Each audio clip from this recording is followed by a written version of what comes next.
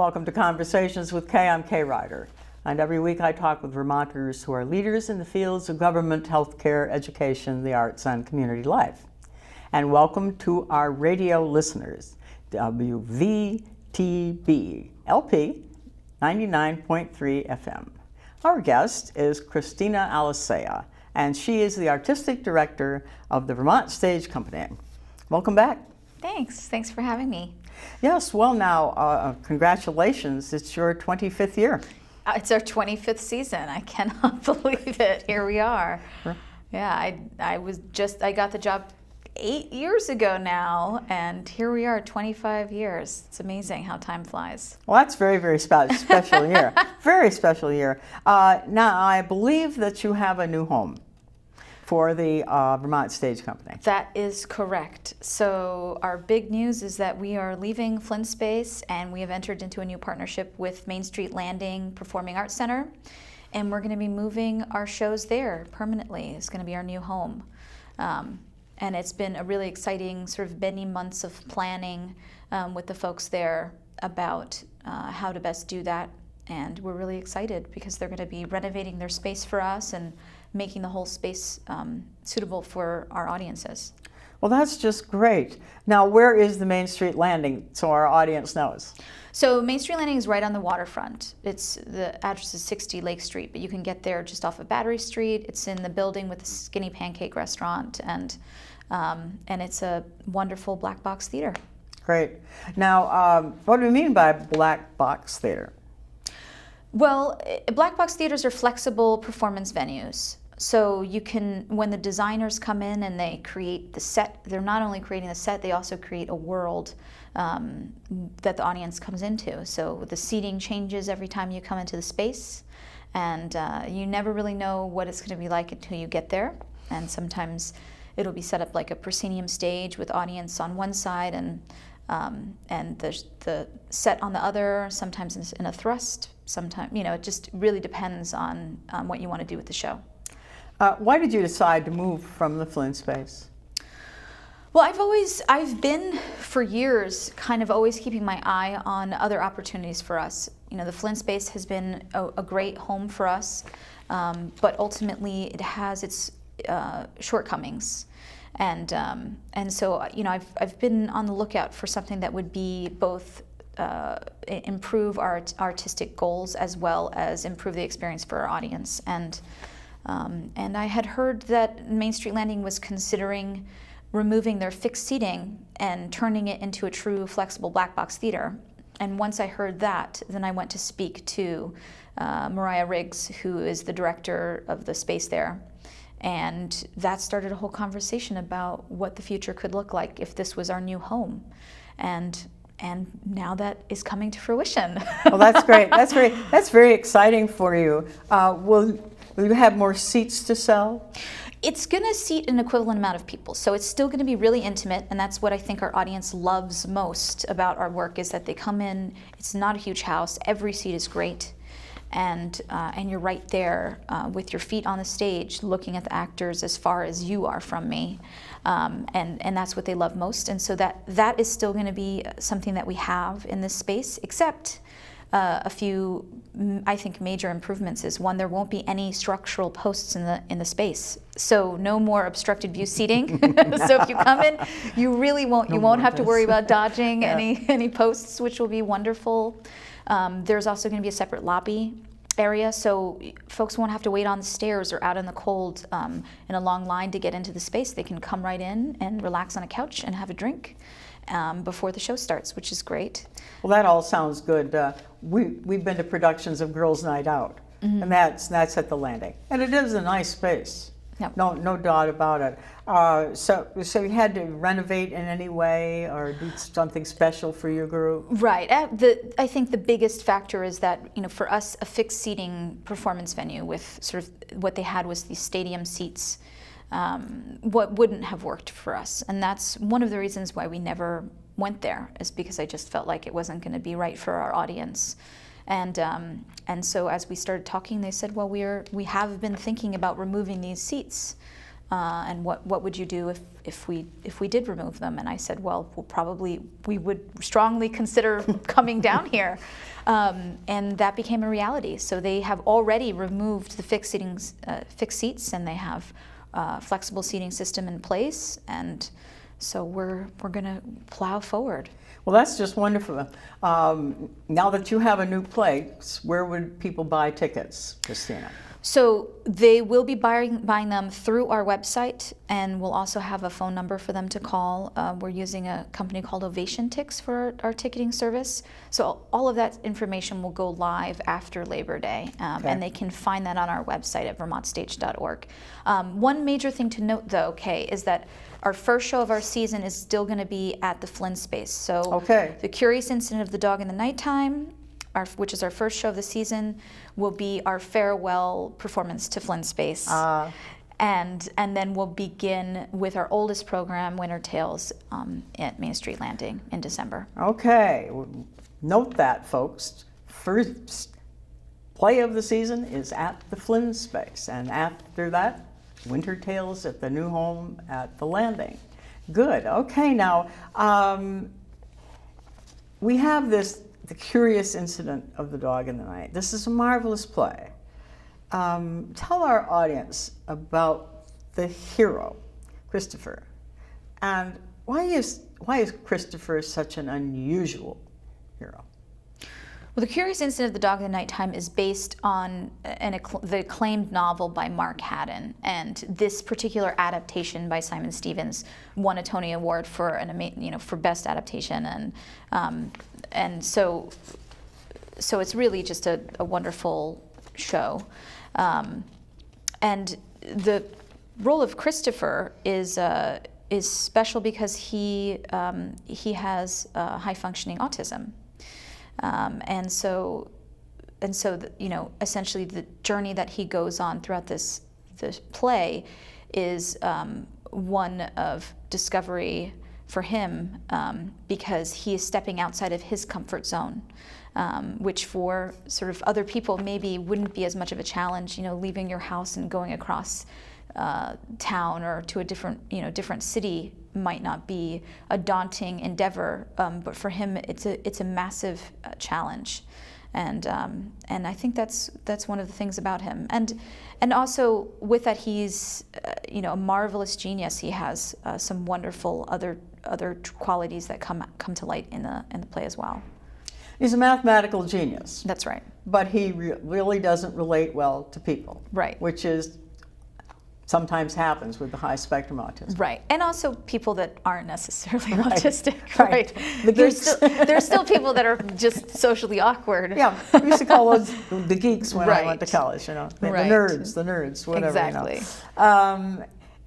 He goes about solving this mystery of the dog barking. Mm-hmm. He has help along the way from another very great mystery solver, doesn't he? Yes. Okay. Yeah. Well, the character of Christopher, it has a deep love for Sherlock Holmes, and so he treats this mystery as if it's a Sherlock Holmes case that he needs to solve, and he starts trying to uncover what's happened to this dog, and that sort of sets him on this whirlwind adventure that he brings the audience along with him on. But it's a marvelous, marvelous play. And why is the role of Christopher hard to do? I mean, is it hard to do this role? Well, I mean, I think most roles are hard, and especially when you're the protagonist. He's on stage the entire play, so that in itself is a huge challenge for any actor to take on, and then also being able to honestly capture someone that's on the autism spectrum. There's sort of a common saying in that world is that if you've met one person on the autism spectrum, then you've met one person, and so that's so he is a unique individual, like we all are, and finding the right actor to play him can be difficult, but I think we found someone for it. Good, great. Yeah. How old is the actor playing Christopher? He's in his early 20s, so he's like college age. Great, great, good. Now, you said Winter Tales will be your inaugural show at the Landing. And what's up this season? Well, it is going to be our 14th annual Winter Tales. So it's going to be our usual wonderful favorite audience show that we do every year. And there's going to be stories and songs, and Patty Casey and Pete Sutherland are back again, and they're going to be playing some wonderful music, and we're going to be telling stories about winter and the holiday season. Right. It's a great thing to do in early October. And you have hot chocolate and hot glug, or what do you have? All kinds of good stuff. Right. Well, actually, so the show's in December, and yeah, it'll be. We usually do hot cider, and we do cookies, and it's going to be just a nice evening. It ends up being just.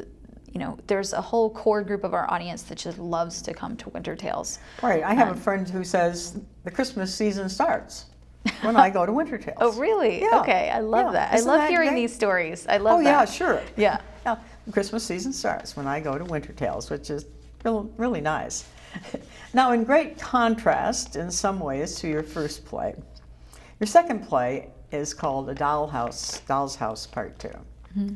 Now, we all know that Doll's House Part 1 was Henrik Ibsen's great masterpiece about a woman named Nora who at the end of this play walks out of the house, leaves her husband and her children, and goes out to find her own life. Now, when he wrote this play, I mean, this was not what women were doing. That's right. So it was a real masterpiece in the sense of it set up a different framework for women in a way when they saw this play. And then Bernard Shaw kind of carried on with some of these messages too. But A Doll's House Part 2, it takes us years after, and Nora returns. Mm-hmm. Why? I don't want you to give away the play. Why? Well, I mean, that's the heart of it. I can tell you that the sort of basic reason is to seek a divorce. And that's why she comes back 15 years later, is to seek an official divorce. And so this is still of the period. All right. It's a period piece. It takes place only 15 years after it was originally written. And men still control the divorce process. And so she couldn't just ask for a divorce through the courts. She had to ask for permission first. And so in a way, he still has power over her. Mm. And she comes back, and so ensues a conversation that probably Torvald, her husband, wanted to have all these years, and about why she left, and what that was all about. And I think that it's a really interesting conversation to be had, because I think it was so controversial in its day. Yeah. The original play. How dare this woman abandon her family to seek her own joy? Yep. And so, they get into a conversation about all of that, which I think is, still really relevant. Well, we're dealing, again, with marriage, equality, the right of one person to have a life of his or her own. And all of these issues continue to be devilish, don't they? I mean, they're still around. Oh, yeah. And there's still the things that people write about and think about and have to deal with. And looking at the world today, do you think that the world has really changed from the time of Nora? I mean, let's talk about that. The world of women. I do think that there have been quite a few positive changes. Women can vote, women can work. Certainly, household relationships and between men and women, and the share of duties at home and child rearing is more shared than it's ever been before, I think, especially in Western culture. But there's still so much imbalance, and and it depends on what part of the world you're living in. So there's a very long way to go, and to seek equality for women. Well, even in our country now, I think women in our country probably have the best deal of women around the world when I look at things. But even in our country now, the first chair of flute in the Boston Symphony Orchestra has sued the orchestra because she's earning $70,000 a year less than a man in an equivalent position in the orchestra. And all along the spectrum, I think, if I'm correct from what I've read, women usually earn less than men. Yeah. So we have a long way to go in economic equality, if you will. And I think that healthcare is coming along. I mean, they used to do breast cancer studies on men. And they're doing better on it. They're doing a lot better on women's health issues in some ways. But we still have a long way to go, don't we? I mean, yes, younger men, younger husbands, I think, have bought into the being part of the family better. Mm-hmm. I do think that. But I still think that women have a long way to go. Oh, absolutely. Yeah, absolutely. You're not going to get any argument from me and about our country does not help us. We do not have good daycare set up. So for working women, you're going to find out about this. Working women. Well, and it's not just working women. I think I think the fact that we frame that as a woman's issue is the part of the problem. It's not. Right. Daycare is for both parents to put their child in so that they can go to work. It isn't just for women to go back to work. Men might, depending on their work situation, might have to be the one that stays home if they can't afford it. If she has a better job than him, that pays more. And so that happens too. You're absolutely right. All these questions are not just women's questions. They are family questions, if you will, and society questions. They're not just one woman saying, "Gee, I need daycare," right? Or I need better health care, or something like that, better birth control, whatever. These are not just women's issues, right? And I just think that we're taking a little bit of a detour in our conversation, but let's do so for just a moment. Is that I do think that I think it speaks to the larger issue that in general, sort of people want to worry about themselves and not everyone else around them. And so there's, I think, a larger thinking that goes on there that's sort of a hole that's missing sort of in our thinking around our community members, is that, let's say I didn't have any children, should I pay taxes to fund somebody else's child to go to a public school? Well, of course, because they're members of our society and we want them to be functional members of our society in the future. And it's a worthwhile investment to do so. And I think that is also speaks to daycare. Having people be able to afford their lives and take good care of their children is essential for a high-functioning society. And and unfortunately, lots of people see it as not their problem, but it is, because eventually it becomes their problem. Yes, I call this the moat society. You can't build it deep enough. Moat. You can't build it deep enough or wide enough to keep all of these problems out. Right. You just really cannot do that. And I'm talking with Cristina Alicea, who's the artistic director of the Vermont Stage Company. Welcome again. And you can't, and it's not like, not in my backyard, Don't put people. Right. Don't put things in my backyard. Yeah, this hasn't happened to me, and so how does this impact me? And it's a really short-sighted thinking. Yeah, we've lost our sense of community, I think, and there are a lot of reasons for that. Some people say it goes back to television. You didn't go bowling anymore. Mm-hmm. You watch television. Other people say it's the iPhones. Whatever it is, we are becoming less and less thinking about the community as a whole, even shots for little kids, health care for the community. Right. And it's, there's a lot of measles in England now. Why?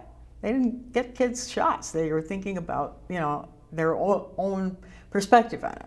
But you do have a community. Well, we could certainly talk about this a long time. I know. Your next production. Your next production. The Roommates deals with women of very different ages and backgrounds. And of all things, they find themselves together in a home in Iowa. Mm-hmm. I'm sure Iowa was picked because it was the Middle West. And, That's right. There you go. What happens? Well, how did they happen? How did this happen anyway? So the protagonist is a woman named Sharon, and she lives in Iowa, and she's recently divorced and feeling a little lonely, and has decided that she would like to have a roommate, mostly for company.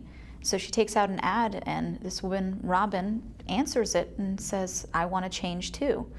And she moves from the Bronx, New York, to Iowa, and it's a very much like an Odd Couple setup, where they're just opposites. They have vastly different backgrounds and life experience, and they're just really different people.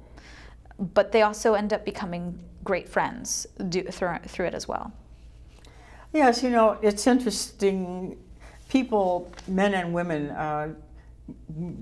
often reach a point in their life where they feel they're in a rut and they want to have adventure. Mm-hmm. But when they decide to do this, they don't think much about the consequences. Right. Or what's going to happen to somebody else. Right. Or to themselves. So, you can easily get caught up in an idea or, an emotion or, just sort of feeling stuck and wanting to change something. But sometimes you're not very thoughtful around what exactly it is that you're doing to change. You just want any change. Right. And sometimes that change is worse than before. All changes are not equal. Not all changes are good. Absolutely. Now, the final production of your 25th season is titled The Legend of Georgia McBride. It deals with the art of drag. Now, what is drag, and why do we laugh when we see it on stage? Okay, so I don't laugh every time I see drag. Sometimes I like ooh and ah. Okay. as ooh well. And ah. Yeah, right. As well. But drag is an art form where people dress up as the opposite gender, and I think that it's a wonderful form of art that many people enjoy. And it's really like a form of self-expression for many people as well. They see it sort of as an extension of their other identity or identities, or further captures who they truly see themselves sometimes as well. It's an extension of sort of their spirit, and it's great fun. It's just so much fun. When I lived in New York, I went to drag shows all the time. It was like my favorite thing to do, just because it was just a great night out. And so when I read this play, I thought, wow, this is a play that does justice to a part of entertainment that I kind of feel is underrated sometimes, that isn't really valued for what it brings to our community, and this particular play really celebrates it, and so I just felt like I needed to produce it. Well, there's something masculine and feminine in all of us. Right. I mean, that's the way it's set up. Now, there'll be lots of music in this show and lots of fun. Will we hear any Elvis? Yes, we'll be hearing some Elvis. Yes. Good. Yeah. Good. Well, now all of your 25th anniversary plays, Cristina, seem to deal in some way with finding your own voice, if you will. Mm-hmm. Here I am. Look at me. Here I am. It's me. And why are we all so fascinated by this subject? It's because we all have searched at one time or another. Yeah, I mean, I think, life can be a journey of self-discovery, trying to figure out, why we're here, and what is our greater purpose? And so I think that sort of looking inward is just a natural part of our evolution as humans. Now that we're no longer having to worry as often, especially in first world countries, around sort of where we're going to seek shelter. And, there are many people that are still consumed with that, but I think large numbers of people, for the most part, the majority of our society is, has a home and has food and has access to sort of like our baseline needs. And then after those are met, there leaves room for looking inward and trying to figure out what it is we're doing here. So I find that to be a fascinating subject in general. Oh, yes. And theater does a great job of that as an art form too. And all of these plays capture that spirit. You have a goal at Vermont Stage. You say you want to make the world a better place. Now, well, not the whole world, our community. I think that would be a lot. Oh, I think it'd be a great goal. I think it'd be a great goal. Anyway, our community. And how do plays, such as the ones you're producing, how do they help you achieve these goals? People come out and talk about these plays? That's the hope. That's the hope. I mean, we sort of just touched on it a little that, I feel like I like to produce plays that are socially conscious, that are speaking to issues of the day, and I would love it if audience members are leaving the theater talking about some of the things that came up in the play, and hopefully that spurs some more thinking about it, and who knows if it ends up sort of subtly working on them over time and affecting change.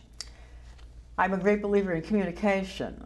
Some of these problems we've been talking about, you said Nora comes back to talk to him in Doll's House Part 2. He probably has been wondering why she left, and now she has to talk to him about it. And I think that's part of, we aren't communicating anymore, but I've loved communicating with you about your shows. And I wish you success in your 25th anniversary. And I'm sure that we're all looking forward to your new site at Main Street Landing. Thanks, Cristina. Thank you, Kay. Thanks for joining us, and thanks for joining us on Conversations with Kay.